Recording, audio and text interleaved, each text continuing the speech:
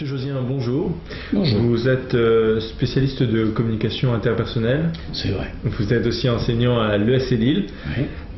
Vous êtes aussi consultant en entreprise sur des sujets qui touchent à la communication. Et vous avez notamment écrit 2 livres, dont un Technique de communication interpersonnelle. 20 €, édition d'organisation.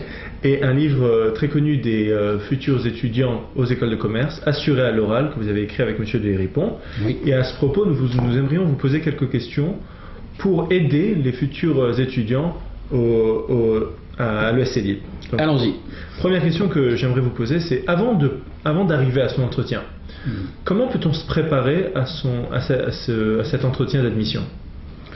La première idée, c'est qu'on ne peut pas préparer un entretien. On ne sait pas quelle question on va nous poser. Et en général, même si on maîtrise bien son CV, il ne faut pas s'attendre à des questions stéréotypées dont on va pouvoir répéter les réponses aux 10 ou 20 écoles auxquelles on va se présenter. On ne peut pas le préparer, c'est imprévisible, on peut parler n'importe quoi, ça dépend de l'humeur du jury, de la tête du candidat et du type de préoccupation qu'on a ce jour-là. En revanche, on peut s'y préparer. C'est-à-dire qu'il ne faut pas qu'on sorte d'un entretien en disant « Ah, j'ai pas pu parler de ça ». Il faut savoir d'avance ce qu'on veut mettre en valeur et les éléments de sa personnalité dont on souhaite qu'ils soient évoqués parce que ça peut intéresser le jury. Il n'y a jamais de question piège, il n'y a jamais de question destinée à couler un candidat. C'est trop facile quand on a le pouvoir de poser des questions, de déstabiliser quelqu'un qui a 20 ans et qui n'a pas forcément fait le tour du monde. Mais ce qui est intéressant, c'est que de se dire « Moi j'ai un bon profil, l'école me plaît, qu'est-ce qu'on peut faire ensemble ?» Donc on a un comportement constructif et faute de se préparer aux questions, on doit savoir ce qu'à la fin on veut avoir dit, parce que dans l'entretien, on aura l'occasion de le dire. Alors une question peut-être un peu plus précise. Comment gère-t-on son stress?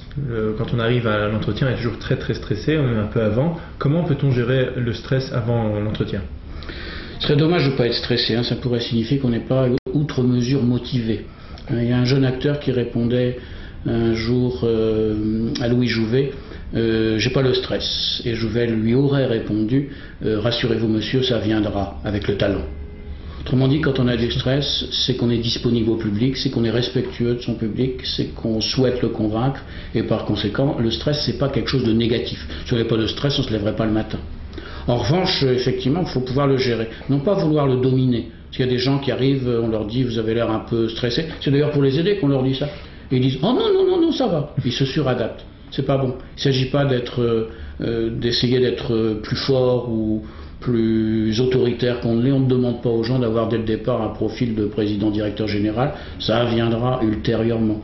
Donc simplement, s'ils disent effectivement je suis un peu stressé parce que je suis motivé en particulier par votre école parce que, ça y est, c'est déjà parti. Ils parlent de l'école, ils parlent d'eux et ils ont marqué un bon point.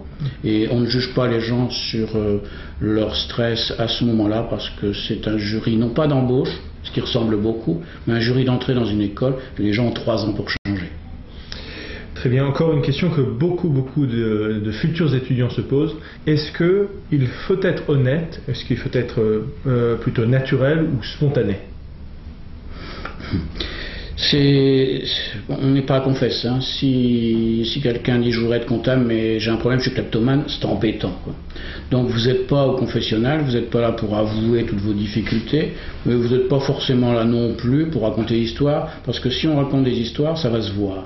On va se couper. On pense que à ce qu'on a inventé, on se dit ça y est, je vais me couper, il se passe un problème, et on finit par se décomposer complètement. Donc il ne s'agit pas de tout dire, il s'agit que de tout ce qu'on dise soit vrai. On n'invente pas d'histoire. Quant à être spontané, c'est une décision qu'on peut prendre, mais si on décide je vais être comme je suis, ils n'ont qu'à prendre comme je suis. C'est un peu vrai, mais dans ce cas-là, le risque qu'on ait, c'est qu'on soit comme d'habitude dans une ornière comportementale. Non pas qu'il s'agisse d'être mieux que soi-même, mais il serait souhaitable d'être au moins ce soi-même au mieux. C'est un programme qui permet de ne pas se suradapter à un comportement que de toute façon on ne pourra pas assumer pendant une demi-heure. Il s'agit de se dire voilà d'où je pars, voilà les points que j'ai améliorés, voilà sur quoi je me connais bien. On ne se dévalorise pas, on n'est pas moins bien que les autres, on n'est pas mieux que les autres. Moi je suis bien, les autres sont bien, qu'est-ce qu'on peut faire ensemble? Toujours la même idée de se montrer constructif et coopératif, puisque des gens compétents tout seuls, on en trouve autant qu'on veut, mais des gens capables de s'intégrer à une école ou s'intégrer dans une équipe, c'est beaucoup plus délicat. Très bien. Et je sais que la question peut paraître un peu étrange, mais est-ce que il y a un profil qui est plus recherché que les autres dans les grandes écoles? Bon, vous attendez évidemment la réponse. Il y a toutes sortes de profils. Il y a des gens qui sont tonitruants, des pollutions sonores ambulantes. Il y a des gens qui sont extrêmement discrets. Et on ne cherche pas forcément l'esbrouf volcanique. Des gens qui sont efficaces dans leur coin sont bien aussi. On n'a pas besoin que de numéro 1, ça se saurait. Il y a des numéros 2, des numéros 3, des numéros 4, des gens qui ont peut-être le vrai pouvoir mais dans l'ombre, des hommes ou des femmes d'influence, comme dirait Attali. Et il y a toute possibilité de trouver sa place, même si on est extrêmement discret. Donc on ne cherche pas un profil. Il y a peut-être un point commun à la majorité des gens qui sont à l'ESC, c'est la rigueur, la méthode, l'organisation. Mais j'y ai vu depuis un certain nombre de décennies des gens qui étaient plutôt brouillons, et même passablement bordéliques, et qui s'en sortaient très bien, et que j'ai connus après comme chef de produit, avec une dose de créativité, d'inventivité, de capacité d'observation, d'analyse et même de mise en œuvre, qui était tout à fait une réussite dans le métier qu'ils avaient choisi. Donc il n'y a pas un bon profil, mais ce qu'on cherche, c'est que les gens soient susceptibles d'avoir de la flexibilité pour s'adapter à toutes sortes d'environnements et à l'évolution de leur métier, et puis une bonne résistance au stress. Parce que le cadre, paradoxalement, il n'aura rien à faire, c'est quand même un métier très intéressant, mais il aura tout à faire. Et donc il ne sera pas noté tellement sur ses compétences techniques, dont il sera souhaitable qu'il les acquiert néanmoins, parce que quelqu'un qui n'a que des compétences techniques n'aura que des augmentations.